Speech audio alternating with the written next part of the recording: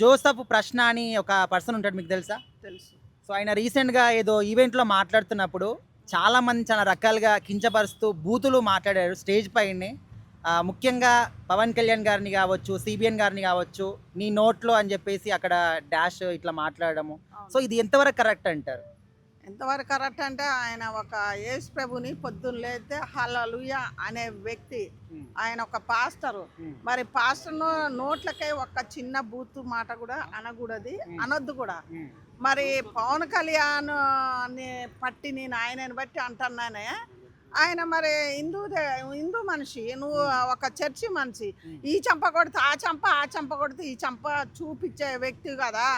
అరే ఏది మాట్లాడినా ఎక్కడ మాట్లాడినా ఆయన ఎప్పటి నుంచో ఇలా మాట్లాడతాడు. కానీ అది ఖమ్మం పక్కన ఏదో ఊరు, ఆయన గురించి ఆయన చరిత్ర మొత్తం మాకు తెలుసులే. కానీ ఆయన ఏదున్నా ఎన్నుకున్నా కానీ రాజకీయ నాయకులను ఆయన ఎదురుగా పోయి ఎన్నుకోమని వాడి గుద్దల దమ్ముంటే ఒకటే మాట, వాడు నాకు ఎన్ని కామెంట్లు పెట్టినా పీకేది లేదు, ఏం లేదు నాకు.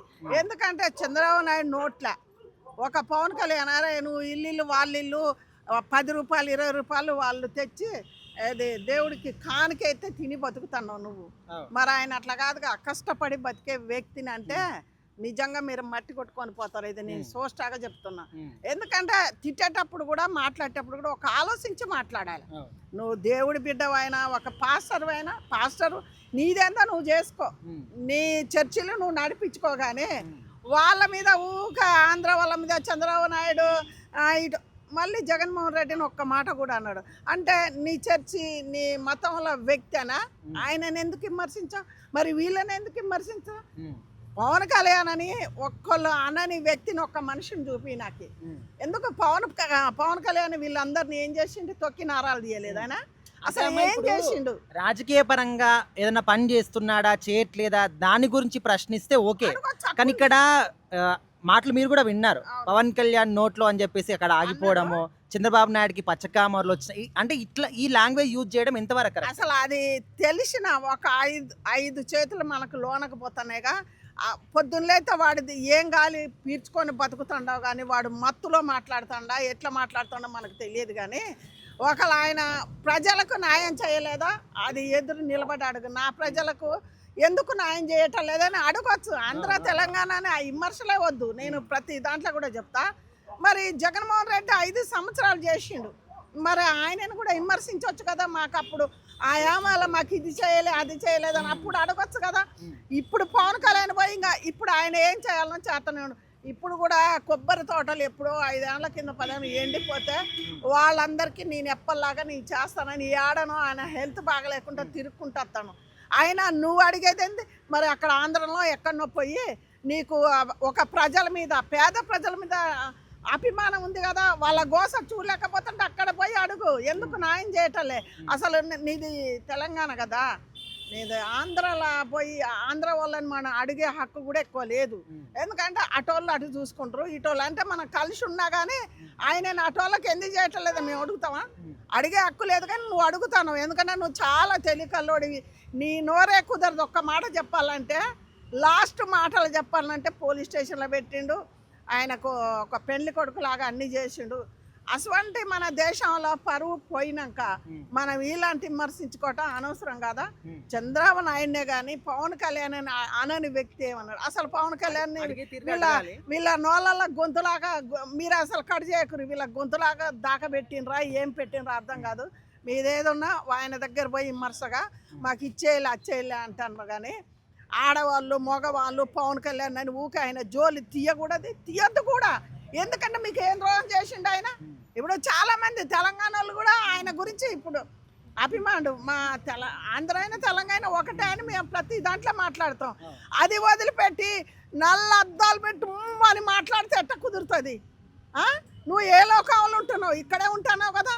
ఇప్పుడు ఆయన ఏంటంటే, నేను కూడా ముఖ్యమంత్రిని కావాల, పరిశుద్ధాత్మ దేవుడిని ముఖ్యమంత్రి ఎమ్మట చేస్తాడు. నైట్ పండుకొని ప్రార్థన చేసుకో, నిన్ను నిజమైన దేవుళ్ళని మీరు ఖరాబ్ చేస్తుండ్రా మీరు అందరు వచ్చి ఒక్క మాటలో చెప్పాలంటే.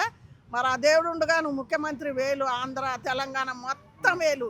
కానీ ఇంకొకసారి ఇంకోటి పవన్ కళ్యాణ్ అభిమానులు నీ కామెంట్లు నీ అన్నీ ఒక్కసారి చూసుకోరా. నీ ఫ్యామిలీ అందరూ ఆయనకి నేను ఎన్నోసార్లు నెంబర్ ఒకసారి పెడితే ఎన్నోసార్లు చేసిన లేడీస్ ఎత్తిండ్రు. అసలు ఏంది స్లోగా అడుగుదామని, మాది కూడా ఖమ్మం అటాటోడే కదా, అసలు ఏందని అడుగుదాం అనుకున్నా కానీ లేడీస్ ఎత్తి లేడు. ఈయన పేరు పెట్టి కూడా నేను అడిగిన, ఏదో ఒక రోజు ఇప్పుడు చూస్తాడు కదా, అందు గురించే మీకు ఏదైనా దమ్ముంటే ఆయన ఎదురుగా పోయి మాట్లాడుకోనరి.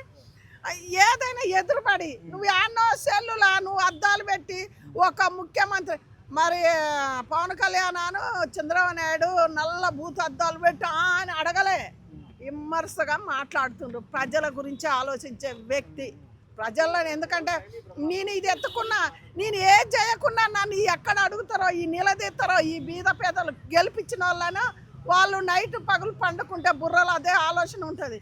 ఈ గాడిద కనుక ఏముంటుంది, ఒకలా చర్చి పెడితే ఒక 100 మంది వస్తే మనిషి ఒక 10-20 వేస్తే బతుకు. మేము దాని గురించి కూడా మేము మాట్లాడాం. బతుకు కానీ ఎవరు బతుకు వాళ్ళే అడిగేటోళ్ళు చాలా మంది. ఇంకోటి ఇలాంటివి వస్తే ఈసారన్నా గీలాంటివి అనగా ఇంకొకసారి ఇలాంటి పవన్ కళ్యాణ్ జోలు వస్తే మాత్రం మంచి వెళ్తాయి, నోట్లకి మంచి వెళ్తాయి. ఇదే చెప్తున్నా మీకు. ఆయనకి హిందూ ధర్మ తాలూకు పద్ధతులు సిద్ధాంతాలు నేర్పిస్తాయి.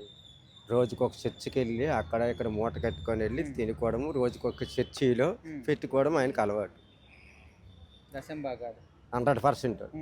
మరి పవన్ కళ్యాణ్కి నోట్లో పెట్టుకున్నవంత నీవు ఎంతటి అసమర్థతుడు, ఒక పాస్టర్ అయ్యండి, నువ్వు ఒక దేవుడిని నువ్వు పూజిస్తున్న వ్యక్తివి, ఆరాధిస్తున్న వ్యక్తివి కూడా ఒక రాష్ట్ర డిప్యూటీ సీఎం అని పెట్టుకొని నోట్లో పెట్టుకోమనంతే నీకెంత మతకామరం అని నేను చెప్పాలి. నిజంగా అసలు నీకు ఏమైనా జ్ఞానం ఉందా, జ్ఞానం లేదా, బుద్ధి జ్ఞానం ఉందా లేదా నేను అడుగుతాను. అలాగే చంద్రబాబు నాయుడు గారికి పచ్చ కావర్లు అంతే, మీరు ఏమైనా హాస్పిటల్కి తీసుకెళ్తావని, ఆయనకి పచ్చ కావర్లు వస్తే కుటుంబ సభ్యులు ఉన్నారు, నీకేంటి ప్రాబ్లం అని అడుగుతాను. ఇలాంటి వ్యాఖ్యలు చేస్తే నిజంగా తరిమి ఖచ్చితంగా కొడతారు. ఎందుకంటే ఇది చాలా అన్ని మతాలను కూడా అన్నదమ్ముల్లా ఈ భూమిపైన తిరుగుతున్నాం. మీలాంటి పనికిరాని వాళ్ళ వల్లే ఈ మత కళ్ళాల మధ్యన గొడవలు అనేది సృష్టిస్తారు. కాబట్టి ఇటువంటి తప్పుడు వ్యాఖ్యలు చేయడం అనేది చాలా తప్పు. నువ్వు చాలా నిజంగా చెప్తాను, ఈరోజు బాధాకరం. పవన్ కళ్యాణ్ గారికి నోట్లైన మాటకి నువ్వు ఒళ్ళు చాలా నేను మాట ఆడకూడదు, కానీ బాధ అంతా ఒళ్ళు చాలా దగ్గర పెట్టుకుని ఉంటే మంచిది. అంటే అన్న ఇంకో మాట కూడా అన్నాడు, రేపొద్దున్న 2029లో వైసీపీ గవర్నమెంట్ వస్తుంది, అప్పుడు మేము చూసుకుంటాం, ఒక్కొక్కరిని తోడకలు తీస్తా అంటే ఇట్లా మాట్లాడారు. దీని ఏ రకంగా చూస్తారు మీరు? వచ్చినప్పుడు చూసుకోవయ్యా, ఒకవేళ మీ ప్రభుత్వం వస్తుంది అనుకో అప్పుడు చూసుకో. అప్పుడు వరకు నీ వ్యాఖ్యలు చూస్తే ఇప్పుడు చూస్తారు నీ సంగతి ప్రజలు. ఖచ్చితంగా ఇప్పుడైతే చూస్తారు. అప్పుడు నువ్వు చూడాలి నీ ఉద్దేశం ఉందనుకో, మనసులో పెట్టుకొని పార్టీ వచ్చినప్పుడు అది నీ పార్టీ వస్తే కదా వస్తుందని నువ్వు ఊహించుకుంటావు. నీలాంటి సన్నాసులు తెలగొస్తుంది, ఖచ్చితంగా రాదు. అన్న ఇప్పుడు ఒకవేళ గవర్నమెంట్ని కానీ లేకపోతే ఆ రాజకీయ నాయకుడిని కానీ ప్రశ్నించాలనుకుంటే ఒక పద్ధతి ఉంటుంది, పద్ధతి ప్రకారం ప్రశ్నించుకో ఓకే, కానీ ఈ విధంగా నోట్లో కంట్లో అని ఈ విధంగా లాంగ్వేజ్ యూజ్ చేస్తే అసలు ఇలాంటి వాళ్ళని ఏమన్నారు? అదే సోమరపోతనం. ఈయనకి రాజకీయం కోసం తెలిస్తే నాయకుడిని విమర్శించు, ఎదిరించి అడుగు, పోరాటం చేసి అడుగు. నువ్వు ఒక సీఎం పైన ఏం చేసినావు రాష్ట్రాన్ని, లేదా ఒక డిప్యూటీ సీఎం పైన ఏం పరిపాలించినవని పరిపాలన పైన అడుగు. ప్రజల పట్ల నువ్వు దెబ్బలాడు, ప్రజల కోసం యుద్ధం చెయ్యు. అంతే తప్పితే ఎటువంటి అసభ్యకరమైన పదాలు వాడితే కొంచెం పరిస్థితులు వేరేగా ఉంటాయని నేను చెప్తాను.